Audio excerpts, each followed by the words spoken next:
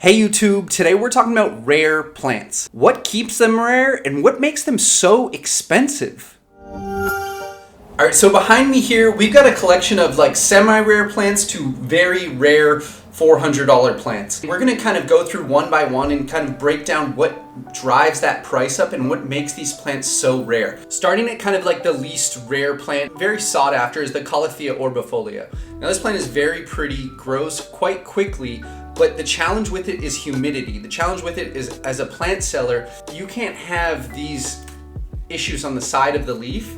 And once this leaf gets old enough, it starts browning off to provide for this newest growth. Now that's probably because it's not in the perfect 60 to 80% tropical humidity, but these sorts of issues lead to this plant not being propagated and sold enough. That's what makes this plant more rare. The easier it is for a plant seller or a greenhouse to propagate a plant and breed a plant, the more supply they can put into the market and decrease the price. Next up is the Black Raven ZZ plant. This plant was really popular a couple years back and went for hundreds of dollars. This plant has recently come down in price, and that's really just because of supply and demand. The challenge with ZZs in general, and definitely the Black Raven, is that it just grows so slowly. We made this plant from cuttings about 2 years ago, and this is how tall it is. Okay, next up is the Philodendron Micans. Now this plant isn't super rare, but it's definitely sought after. It's sold out just about everywhere. It gets its price from the slowness in which it propagates and grows.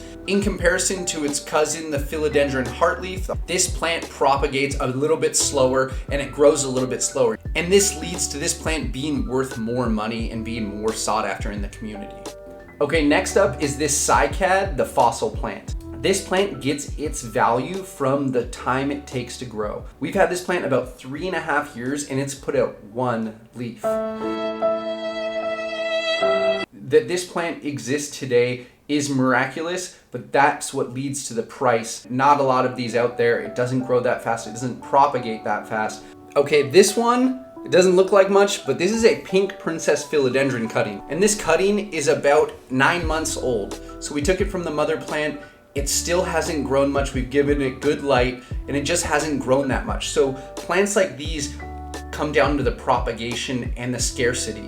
These can't be cranked out like pothos cuttings or other philodendrons. These take a lot of time to root, and once they root, they take a lot of time to grow and put out shoots. And over time, you'll see this plant exhibit more of that variegation, that pink coloring that you're so used to seeing on the Pink Princess Philodendron. Okay, this is my favorite plant that we have. This is the Monstera Standleyana.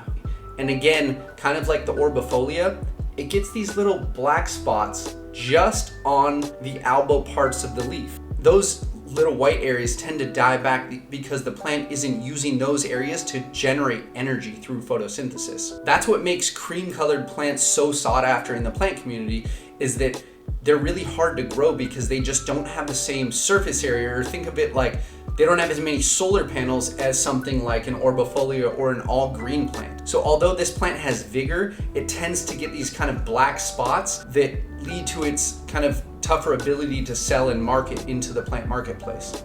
And finally, we have the Monstera Thai Constellation. Now this plant is very sought after, I'm sure a bunch of you know, but it's because this plant takes so long to grow. We've had the mother of this plant for maybe 4 years now, and that plant is very large, but this cutting is over a year old and we're slowly just getting the first shoot out now.